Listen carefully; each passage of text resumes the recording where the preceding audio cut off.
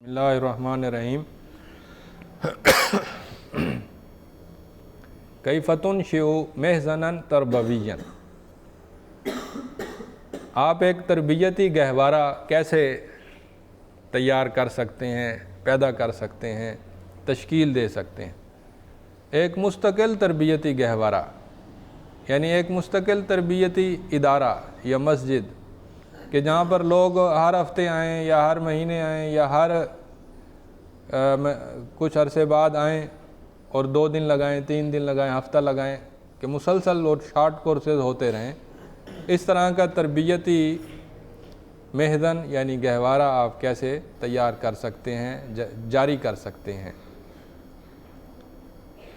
तो कहता है कि इसके लिए ज़रूरी है कि आप पहले देखें कि आपके मुखातबीन कौन होंगे।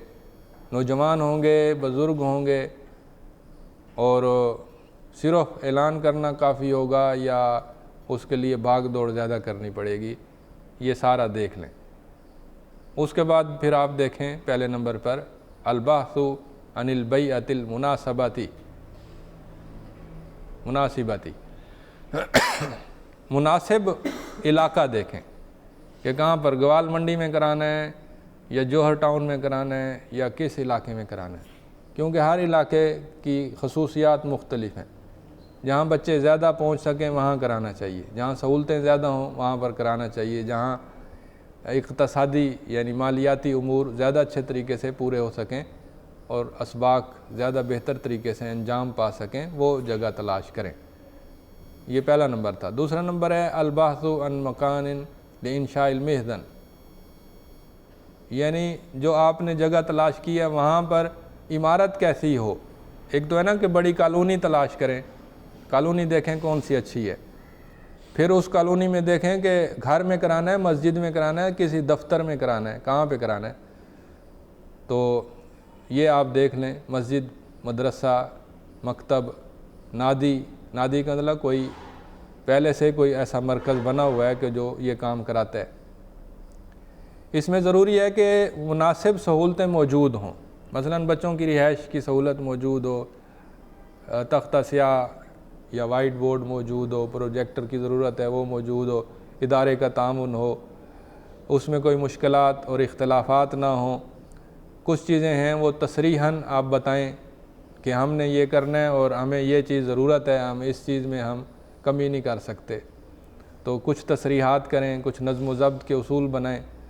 तो ज़रूरी है कि जो सबसे बड़ा मुरब्बी है वो गहवारे के करीब हो और तालिब इल्मों के साथ वो कुछ वक्त गुजार सके और उनको आसानी के साथ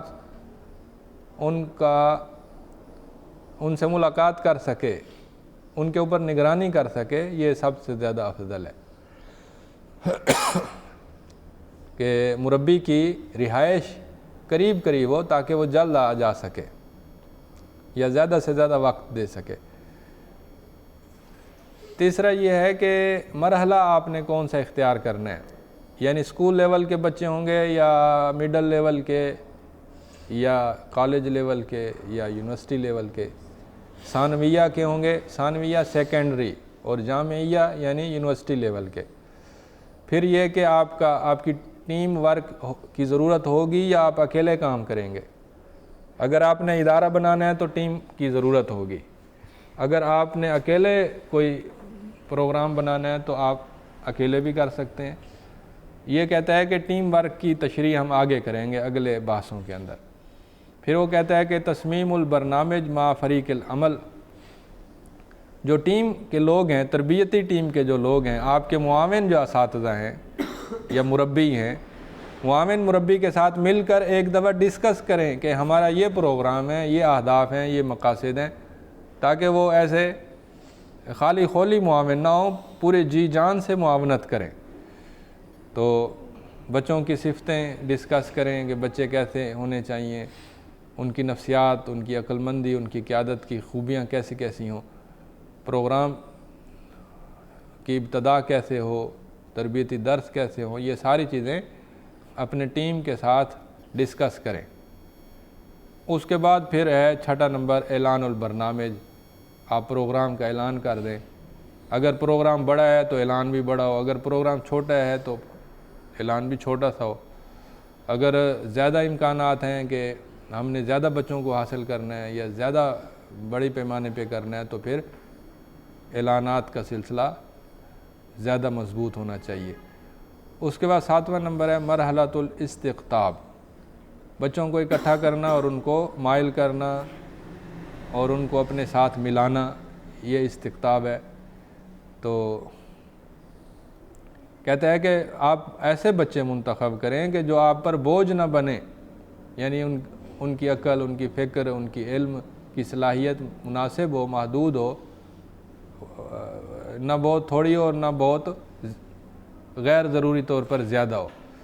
تو آپ چن کر اچھے طالب علم منتخب کریں اور ان کو اپنے پروگرام میں شریک کریں. اس کے بعد کہتا ہے کہ بچوں کو جو چننا ہے وہ کیسے چننا ہے. تو کہتا ہے کہ ان سے شخصی انٹرویو لیں، المقابلات الشخصیہ، ان سے فرداً انٹرویو لیں، انہیں پوچھیں، سوال جواب کریں، عقل مندی کے سوالات. استفزاز و طالب، اس کا مطلب ہے کہ بچوں کے اندر دیکھیں کہ ان کے اندر غصہ کتنا ہے. کوئی ایسا سوال کریں کہ جس پر انہیں غصہ آ جائے، دیکھیں کہ غصہ کرتے ہیں نہیں کرتے. تو اگر بالکل ٹھوس ہیں پھر بھی پتہ چل جائے گا، اور بہت زیادہ غصہ کرتے ہیں تو پھر بھی پتہ چل جائے گا.